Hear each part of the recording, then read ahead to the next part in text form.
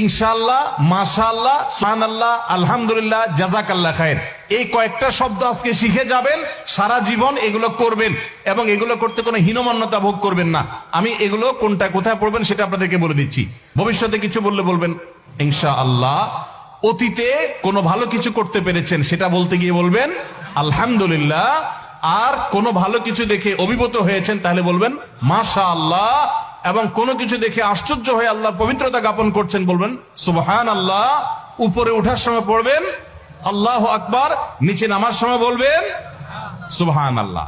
এই জন্য এখন থেকে উঠতে বসতে চলতে ফিরতে ইনশাআল্লাহ, সুবহানাল্লাহ, আলহামদুলিল্লাহ, মাশাআল্লাহ, উপরে উঠতে আল্লাহু আকবার, নিচে নামতে সুবহানাল্লাহ।